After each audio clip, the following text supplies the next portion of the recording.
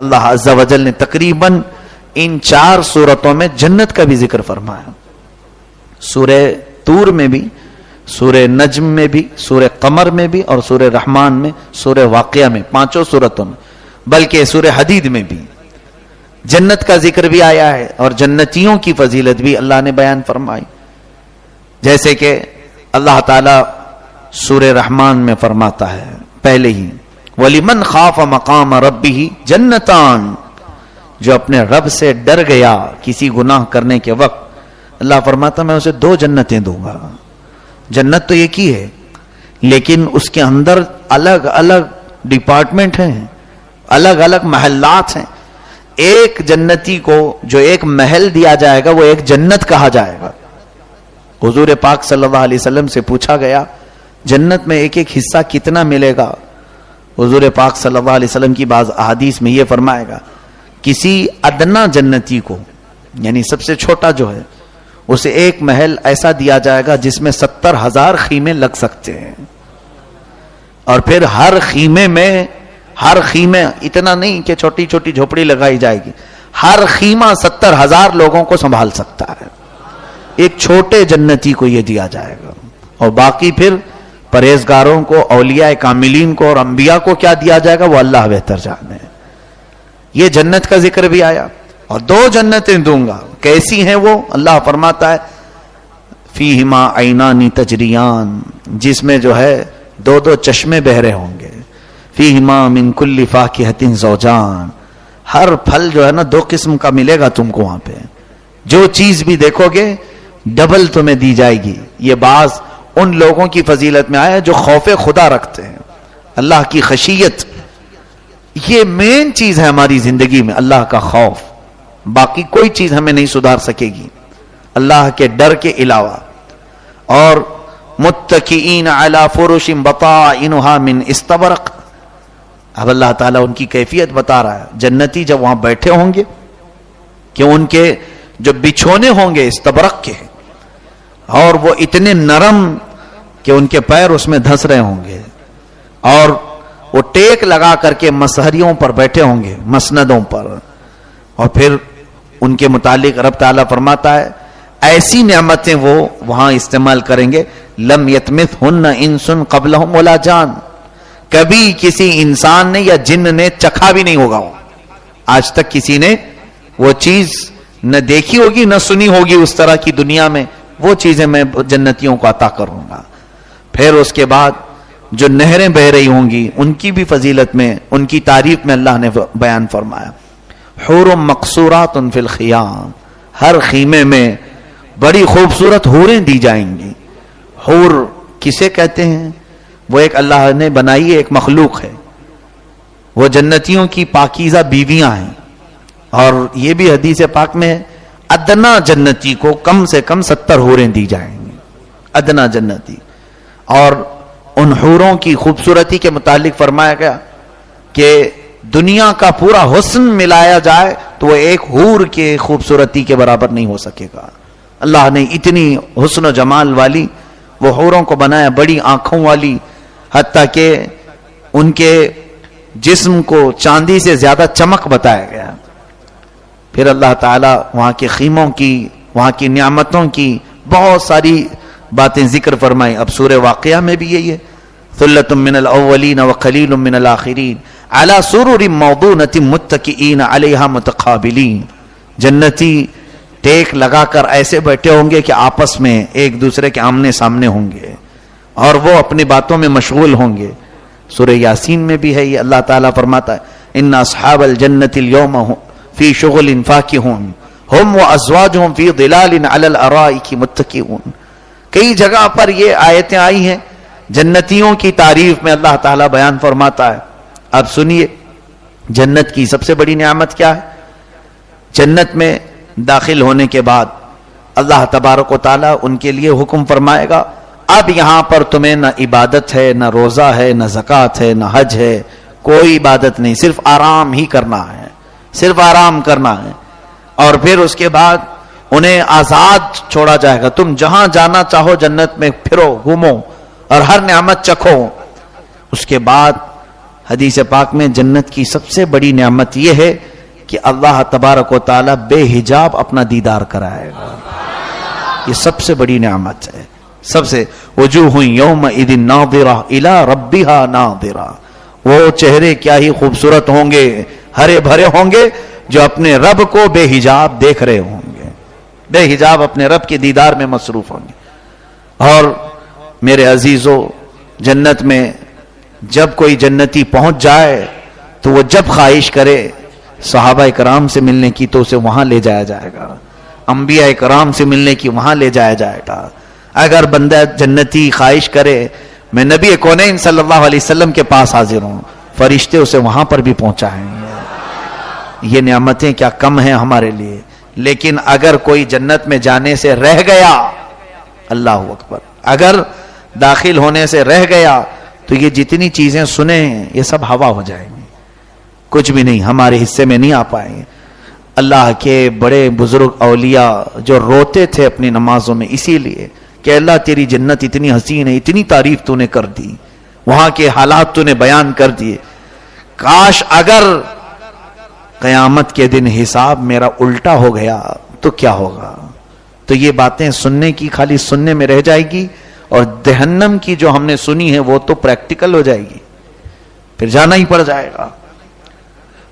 حضرت ابو بکر صدیق رضی اللہ تعالیٰ عنہ اس بات سے روتے تھے کہیں حساب میرے اوپر نہ آ جائے، میرے خلاف نہ ہو جائے.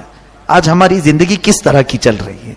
کبھی ہمیں اس چیز کا بھی ڈر آتا ہے کہ ہم نے دنیا میں ساری چیزیں کر لی، ہماری جو خواہش تھی سب کرنا چاہ رہے ہیں، ہم جو چیز کھانا ہے سب کھاتے ہیں، جب سونا ہے تب سوتے ہیں، جو کرنا ہے وہ کرتے ہیں.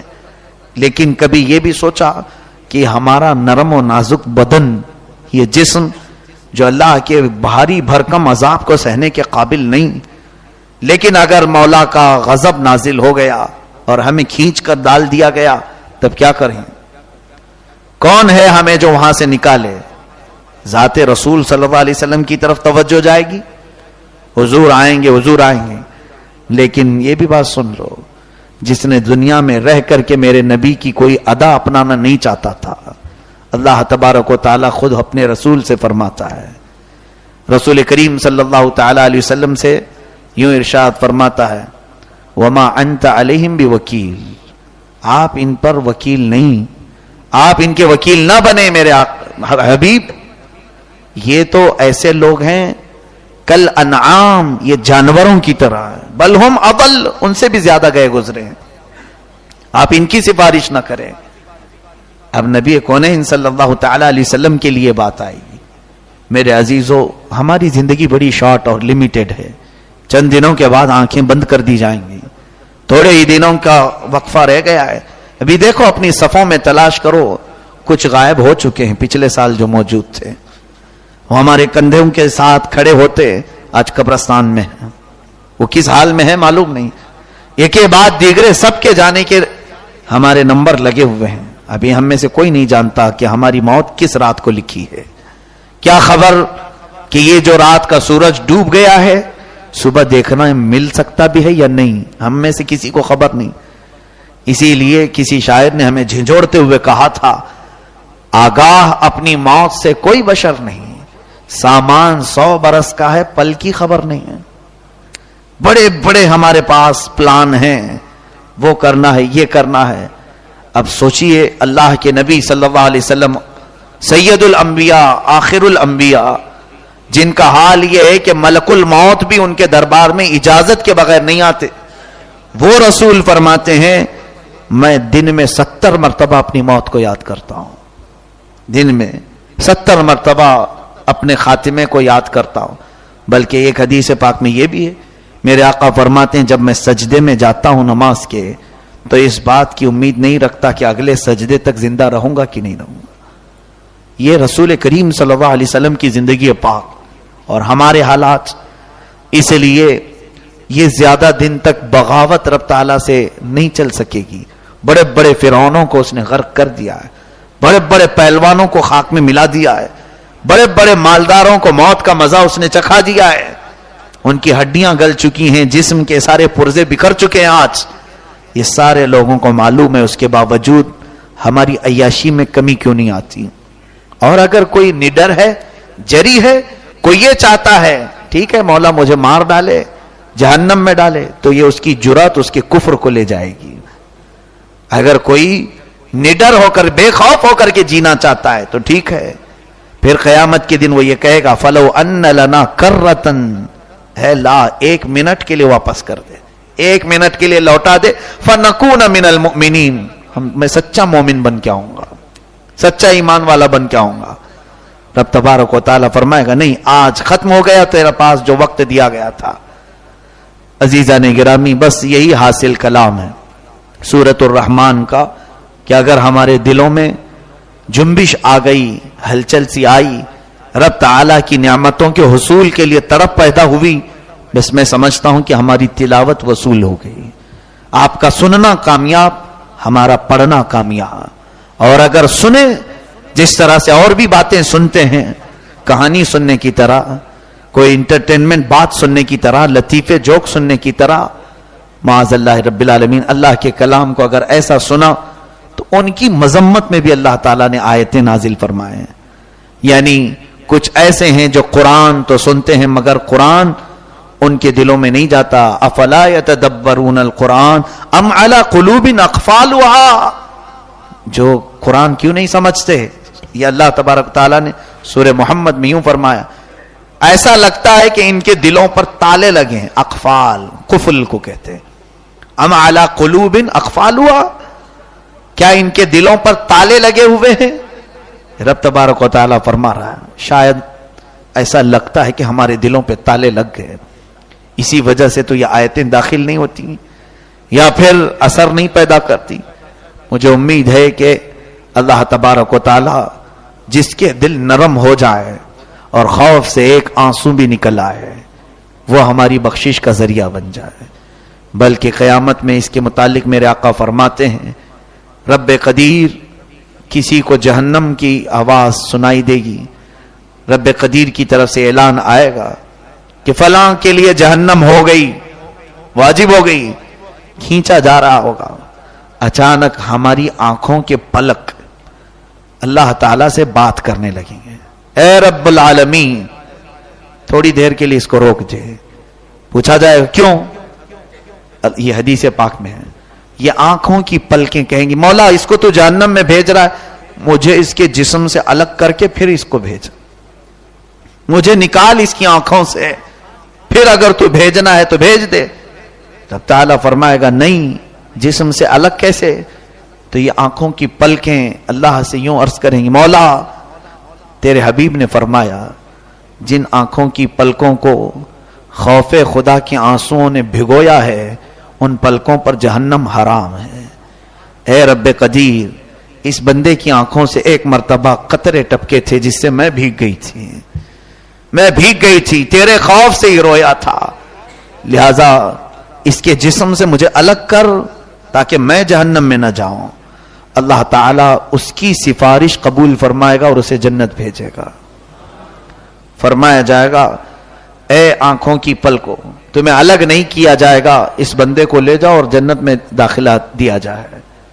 عزیزان گرامی، بعض لوگوں کو ایسا کٹھور دل جس کو ہم کہتے ہیں، سخت دل جس کو کہتے ہیں، جو ہلتے نہیں کسی چیز سے، آخرت کی اگر یاد سچے دل سے آئے شاید ہی کوئی ہوگا جس کی آنکھیں نہ بھیگتی ہوں، اور اگر نہیں تو پھر وہ اپنے دل کا علاج کرے، اپنے دل کا علاج کرے، اس لیے کہ دلوں کی نرمی جب ختم ہو جاتی ہے تو آنسوؤں کے پودے نہیں نکلتے، اور جب بنجر ہو جاتا ہے دل تو 1000 سال اس پر بارش برسے قرآن کی، ایک پودا بھی آنکھوں کی آنسوؤں کی شکل میں نہیں آئے گا۔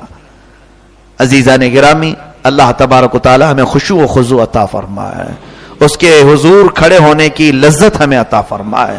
رب قدیر ہم سب کو کہنے سننے سے زیادہ عمل کی توفیق عطا فرمائے۔